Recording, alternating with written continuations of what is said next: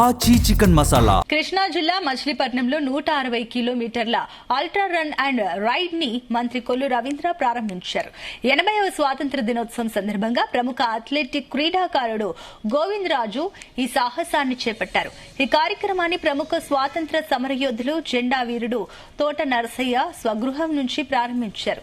మచిలీపట్నం నుంచి విజయవాడకు 80 కిలోమీటర్ల మేర రన్, విజయవాడ నుంచి మచిలీపట్నంకు 80 కిలోమీటర్ల మేర సైక్లింగ్ చేయడంతో 160 కిలోమీటర్ల సాహస యాత్ర పూర్తయింది. ఈ సందర్భంగా గోవిందరాజును మంత్రి కొల్లు రవీంద్ర అభినందించారు.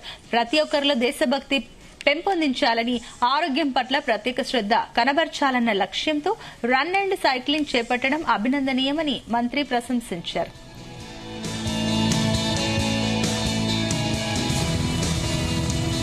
విజయవాడ బందర్ రోడ్లో ఒక అద్భుతమైనటువంటి రన్వే పెట్టారు. దానికి తమ్ముడు గోవిందరాజులు 37 ఏళ్ల వయసులో సాధారణంగా ఏం చేస్తారంటే అందరూ ఇక అయిపోయిందిలే మనం ఏం చేయలేము అనుకుంటారు.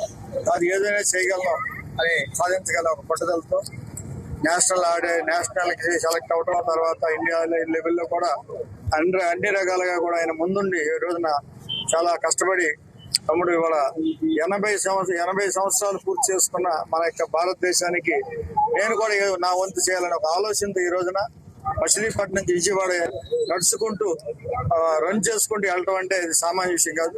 మళ్ళీ వెంటనే రిటర్న్ సైకిల్ మీద మళ్ళీ రావడం 80 కిలోమీటర్లు అంటే మాటలతో ఇది చెప్పడం చాలా తేలిక, అది సాధిస్తాం చాలా కష్టం.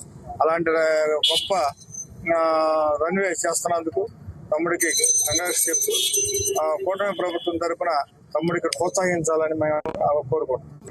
నేను ఈ రన్ ఫర్ ఫ్రీడమ్ అని చెప్పి నేను ఒక 160 కిలోమీటర్స్ రన్ ప్లస్ ఒక 80 కిలోమీటర్స్ రన్, 80 కిలోమీటర్స్ సైక్లింగ్ చేస్తున్నాను. 80th ఇండిపెండెన్స్ డే సందర్భంగా ఇది నేను చేయాలని అనుకున్నాను.